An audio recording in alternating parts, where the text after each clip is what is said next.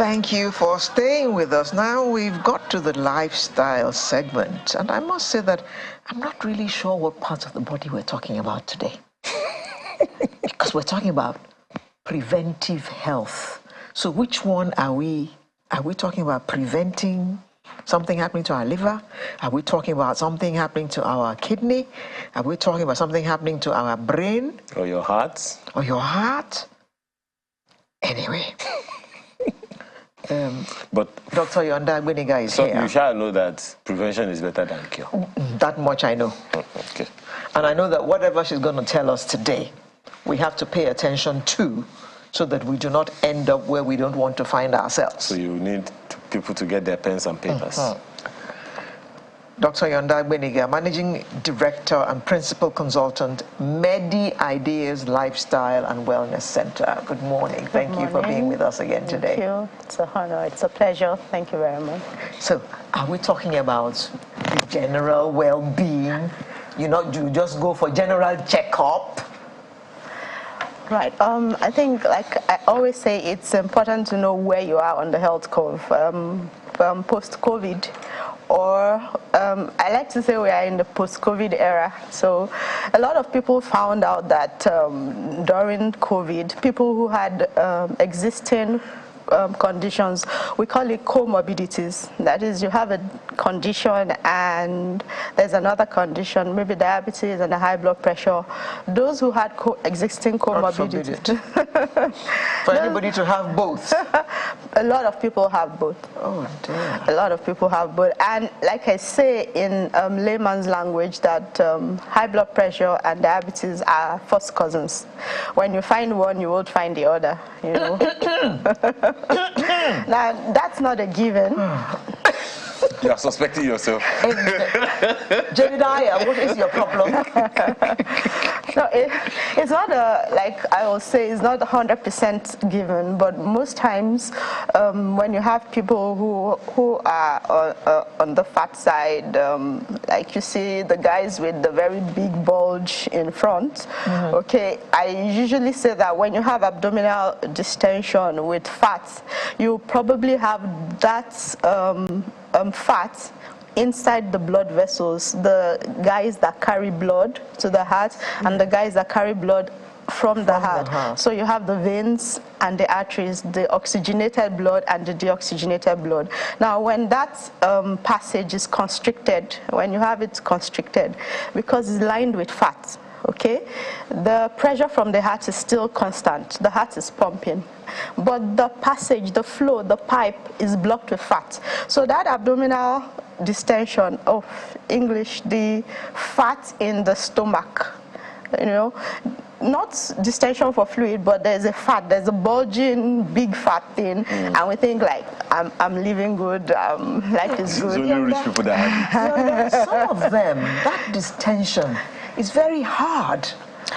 Why is that? No, there's always a caveat. Like I say, for women, women who have given birth, some had CS, the cesarean section, and all that, and some have had their babies. So you find that bulge can be as a result of delivery. Okay.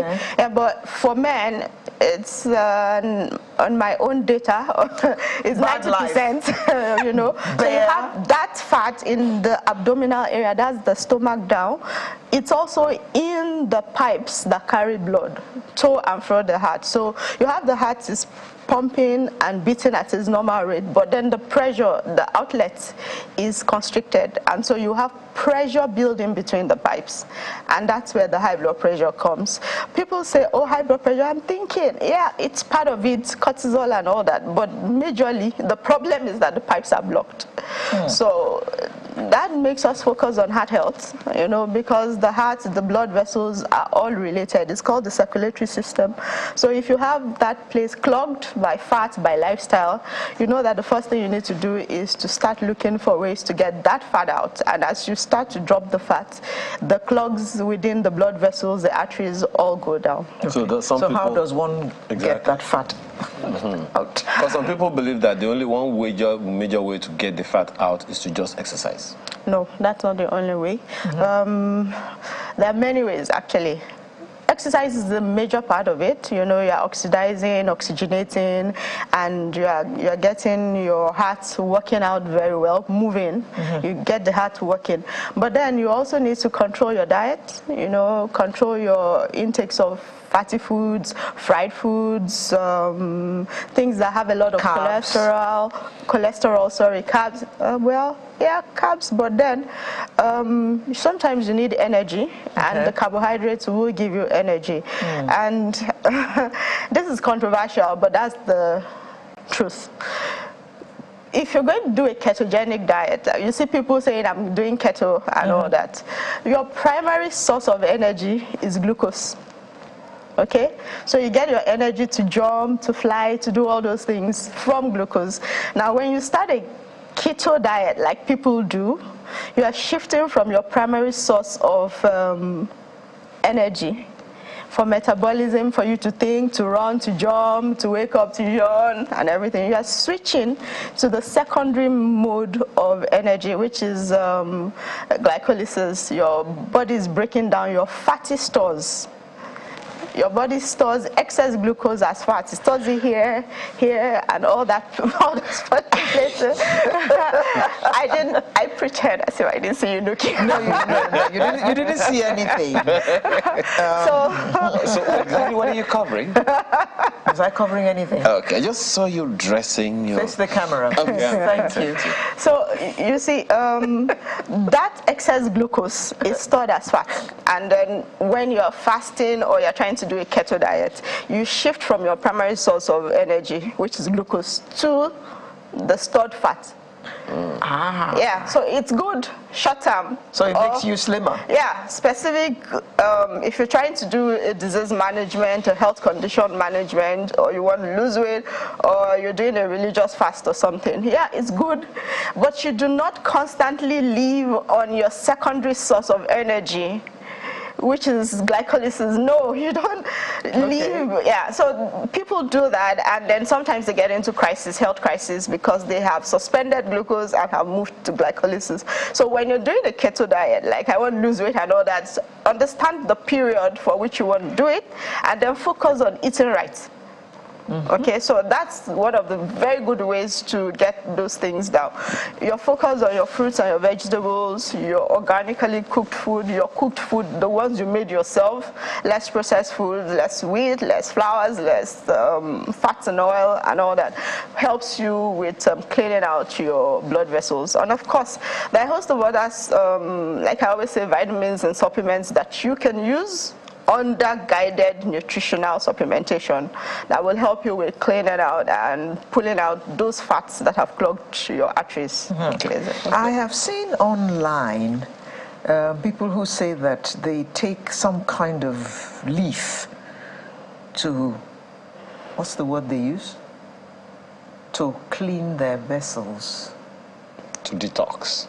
No, it's not detox. They clean it out. They say to remove all the fat from their system. Is there any such vegetable? Well, the truth about herbs and supplements and drinks, basically what they do is you're taking in a juice or a drink that is loading you up. Most times I always want people to focus on loading up on nutrients.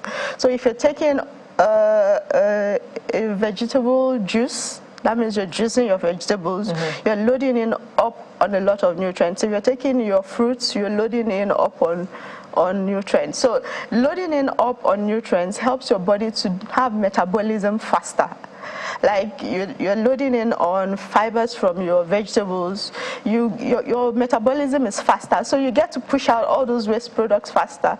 And that's why some people are like, all right, I'm taking something to clean my system. Then I know that there are a group of people who do herbs a lot, and those guys understand a lot about the methodology by which herbs work. There are things like adaptogenic herbs and different types of herbs, which will be beneficial if you understand it. I mean, want to go into that. If you understand the herbs, might be beneficial to your body and to your blood vessels. But most times, I would rather that we focus on our fruits and vegetables, load up on nutrients, aid metabolism, and you would see your body system works excellently well. You've spoken about, pardon me, Laura, you've spoken about cleaning up the blood vessels, right? I don't know if there is a way to blow air through the blood vessels so that it will be clean. So how do you, I mean, you've talked about the fat clogging up the vessels, but I don't know if the fat is inside the arteries and veins or outside of them. If they are outside of them, I think it's understandable, but if they are inside, and as you said, the arteries, the blood vessels are constricted. They are tighter than normal. Airway is constricted. What do people do to clean them up, to free up the space, so to speak? And please don't tell me about cayenne pepper. That's what we're saying. I was going to go there. All right, so there we go. Cayenne pepper is pepper. It's pepper. Not pepper. It's pepper. Okay, well, recently the term cleaning up your vessels became like a fad. Everybody's talking about it. Like, I want to clean my vessels and all that. But the truth is, the blood vessels are clogged with fat and clogged with cholesterol. Clogged inside or outside? Inside. Oh wow. Inside. So which I don't want to go into in biochemistry, the truth about the integrity of the wall of your blood vessel is that you're building up that blood vessel and it's not well built. The vessel is not well built, so it's supposed to be contrasting as the heart is pumping up, down, and all that. But if the integrity of that blood vessel is not good, then it tends to crack. And if there's a crack, blood spills out, and then there's a stroke and all that, okay? So what your body does is generates, so I'm taking it to study, generates cholesterol to block all those cracks. But then you continue to live in the wrong way, no omega-3s, bad fries and all that, and that's what the oils are supposed to build up that blood vessel, okay? It's building up and it's not building up with good integrity. So that cholesterol is trying to prevent it from breaking, okay? So the best thing to do is to eat right, get the right fats in so that your body is not automatically generating cholesterol, because you'll see some slim people who, when they go for tests, that cholesterol is still very high. Yeah. That's because of that procedure which I explained. Now, if what you're using to build, let me use the word, the skin of your blood vessel is not good, then you are tending towards cholesterol accumulation in your blood vessel. So you need to ensure you have your omega-3s, all the good fats, building up that cell wall, okay, of the blood vessel, and then ensure that you're eating the right things.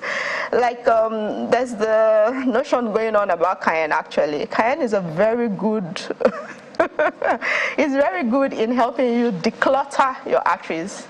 Yes. Now we have cayenne. As in cayenne pepper. In tincture, in and there are a host of other things actually that could help you. Now I'm talking of if you want to do it yourself at home, or you want to get a nutritionist to support you and all that. Of course, there are a lot of other things you can use, but cayenne helps actually with cholesterol accumulation. Very, very, very good. It helps with cholesterol reduce cholesterol accumulation. Yes. Okay. Someone missed that.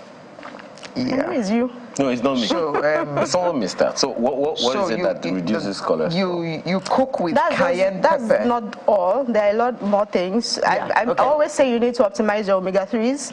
That's your fatty acids, omega-3 fatty acids, not your fried foods. Reduce your fried foods. Have a lot more fiber in your system. And then, of course, there's something called nitric oxide. When you do an infrared sauna, you get your nitric oxide flowing through your system a lot, and your arteries are able to contrast and rebound a lot more easily. So there are a host of things that could help you with it. Cayenne is just one of it.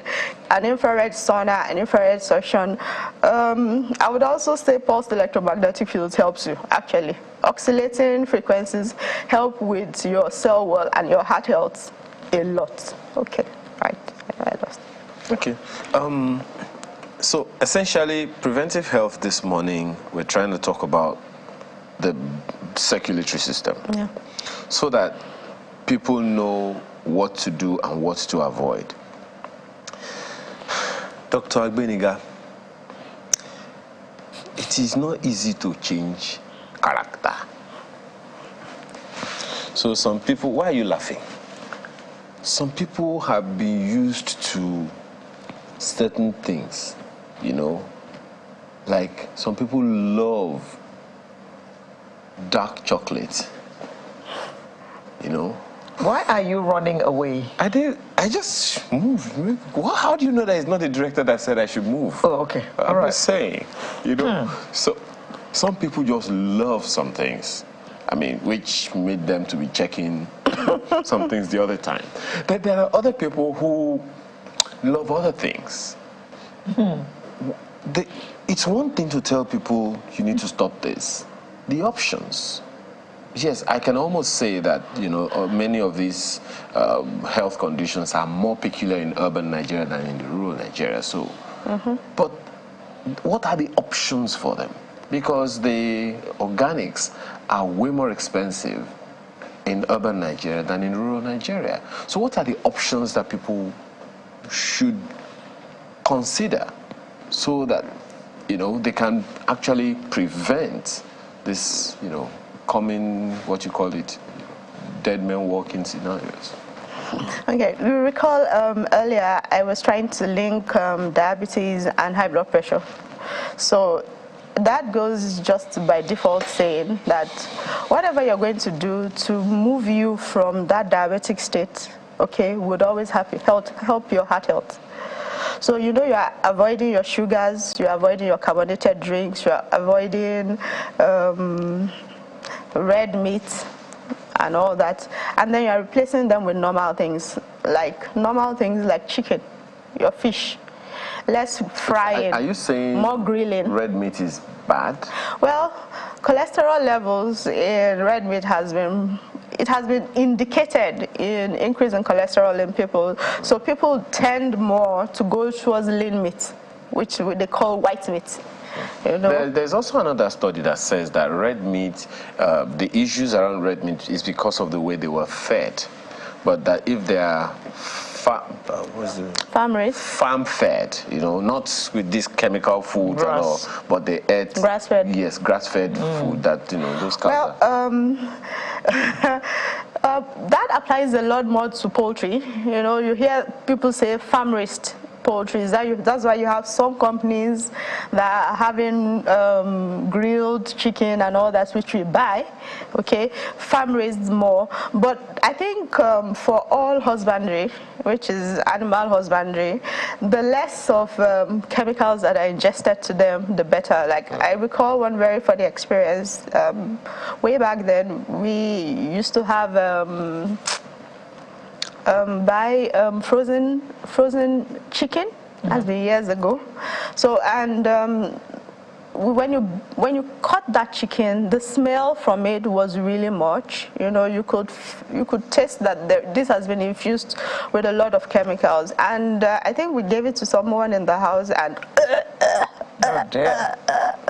And all that. So you see, the thing is, when you have so much chemicals and all that introduced into them as synthetics, the synthetics don't go away because you broke them.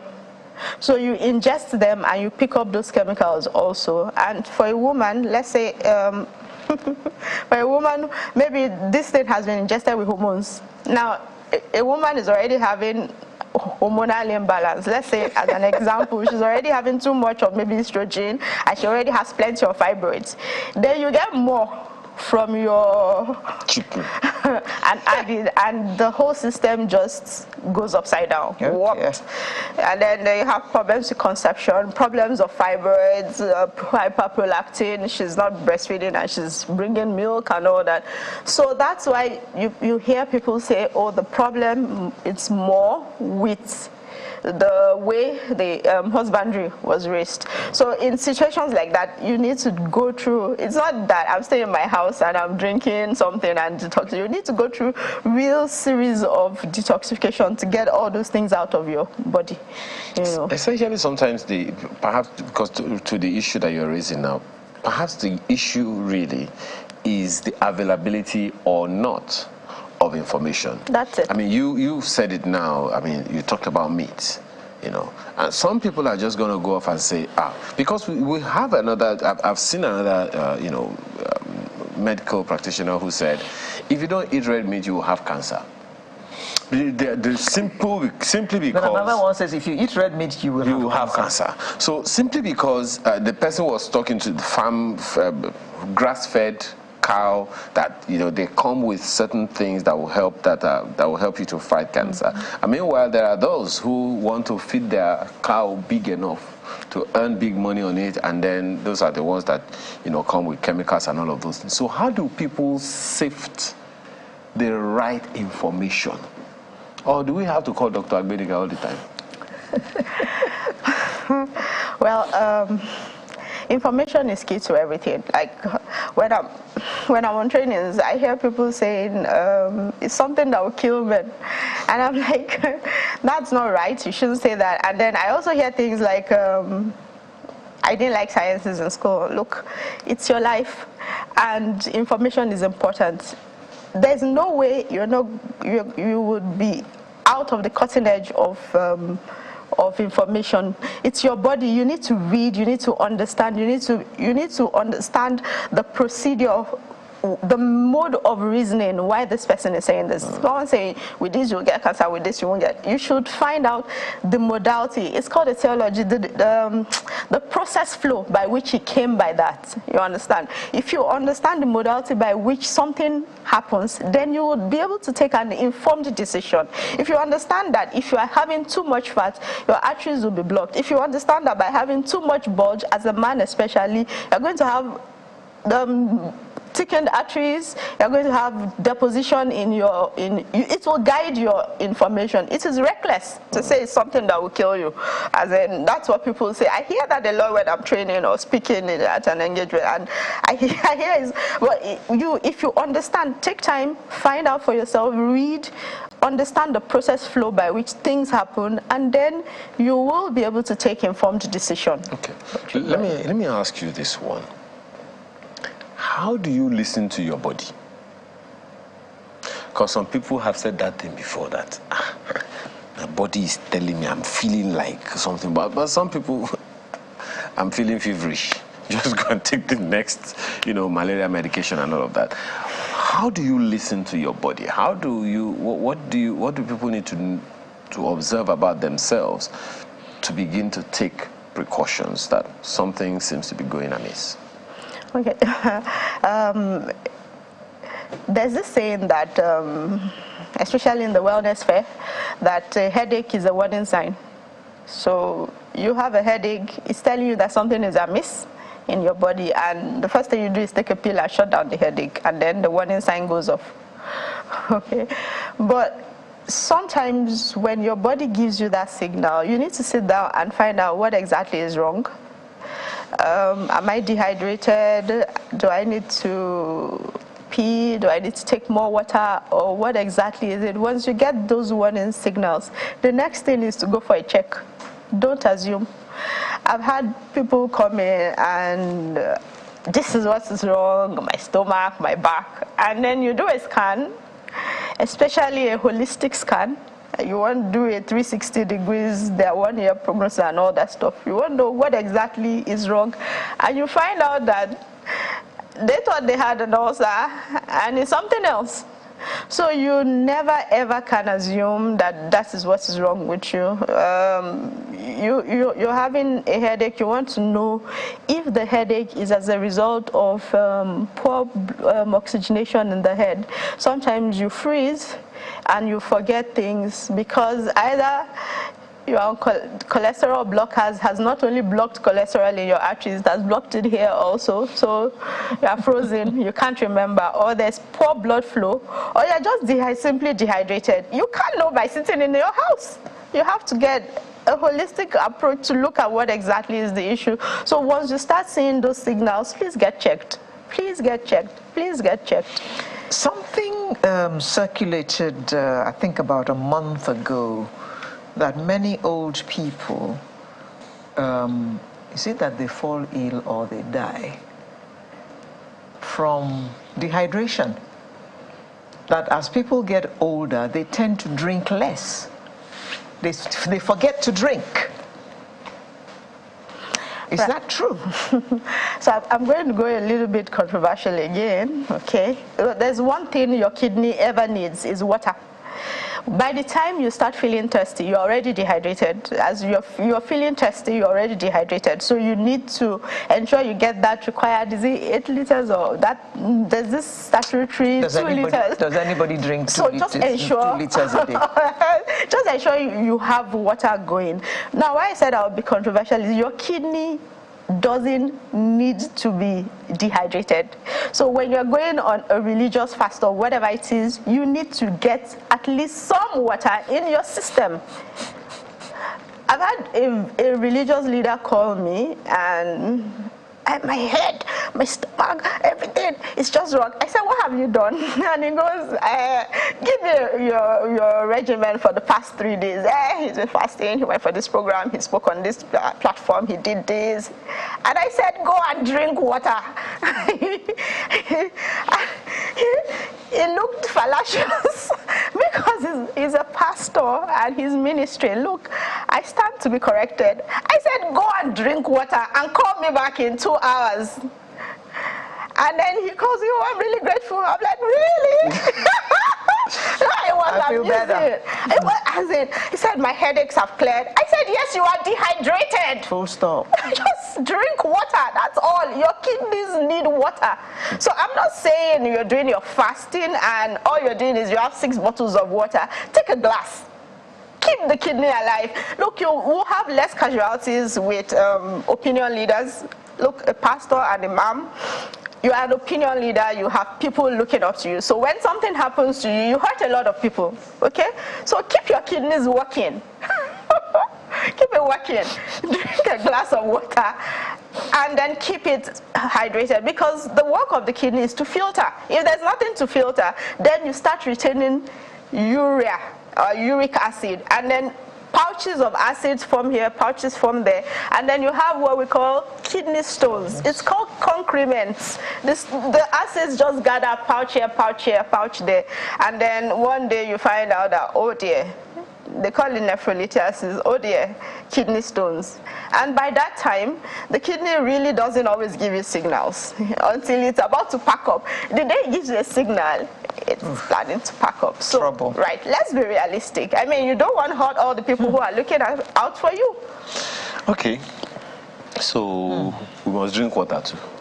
Yeah. I know that we're going to come back to this. Plus the cayenne. As I was saying, I know that we're going to come back to this liver What do another you time. have against cayenne pepper? All right. I said, as she was saying. It's a little secret. Yes. Is it very hot? I say it's hotter than Cameroon So we pepper have and black pepper put tincture. together. Please don't talk about it. Go and Google it. Now, you please spade this issue again. I mean, just as you're talking about the liver, and I know that we have about 3 minutes or so to go. Just as you're talking about liver now, The kidneys. you're talking about Bekipa, you're talking about kidney now. Speak to us also about the liver. Now, when people hear these things, they just remember their biology class, but forgetting that it is actually inside their generator that they carry around. So, how have we been abusing our livers, and how do you know when it is abused? Why are you looking at me like that? It's a question. I'm here to ask questions, as you were saying. Okay. I mean, you spoke about, the kidney, right? And now people know that the major thing it does is process water, right? Just water. Filters, acids. Okay, so the liver, one major problem, the liver is the metabolic factory. Metabolism means build up, breakdown, manufacturing organization of the body. So one thing that you would do to your liver is to put alcohol in it. Alcohol. Yeah, like when you get your liver stressed out, worked out with as much ethanol as you are loading upon it. So that's where you start seeing the liver cirrhosis thing, Too much fat also doesn't help the liver, because you see conditions called fatty liver. Some people have fatty liver and some people have liver cirrhosis. Please, as much as possible, the alcohol thing stresses the liver because it has to process it.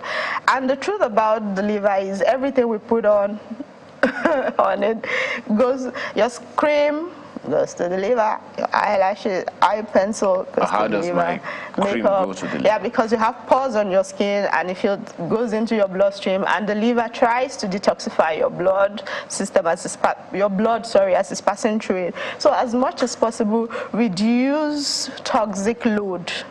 You also need, you also need to know about your toxic load, how much toxins you have.